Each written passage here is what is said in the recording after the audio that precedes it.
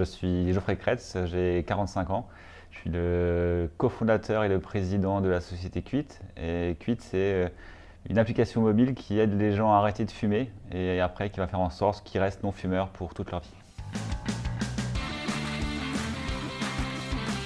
L'étape intermédiaire avant d'aller voir des fonds d'investissement, c'est de passer par des business angels qui sont certainement un peu plus accessibles et qui valoriseront encore plus le côté humain de la relation entrepreneur-investisseur.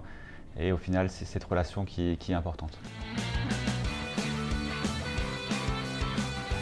Alors oui, on a déjà levé plusieurs fois des fonds depuis le début d'existence de Quit, sachant qu'on a plus une recherche de croissance que de rentabilité pour l'instant.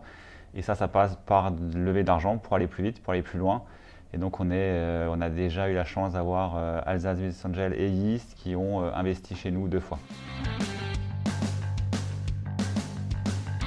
Ils vous motivent à avoir une certaine rigueur. Donc moi, dès le début, j'ai pris le parti d'être totalement transparent avec eux, comme on l'est aussi en interne avec nos salariés, et j'envoie un rapport mensuel détaillé avec un niveau de trésorerie, les choses qui sont bien passées, les choses qui sont mal passées aussi, parce que ça ne se passe pas toujours bien, un point sur les différentes problématiques RH, de croissance, etc., etc.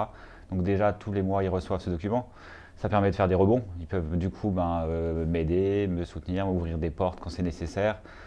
Ils peuvent aussi me donner des conseils sur des sujets précis. On parle trop peu de la solitude de l'entrepreneur, de la solitude du président, et voilà, ça aide à lutter un petit peu contre cette solitude.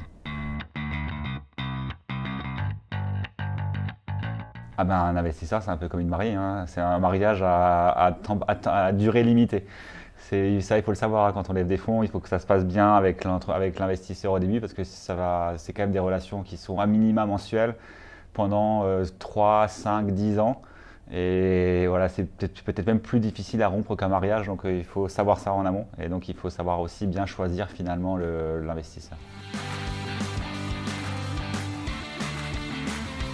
Il n'est jamais trop tôt pour rencontrer des investisseurs, même si on ne se sent pas prêt, même si on pense que ce n'est pas le moment, etc. Il n'est jamais trop tôt. Et ensuite, quand même, essayer de bien cibler les gens qu'on va voir, parce qu'on pourrait perdre du temps avec des gens qui ne sont pas spécialisés dans les startups ou qui pensent qu'investir dans une startup, c'est comme acheter un appartement et puis qu'on a sa rentabilité qui tombe automatiquement. Voilà, il y a quand même une part de risque. Et puis, s'apporter autre chose que de l'argent.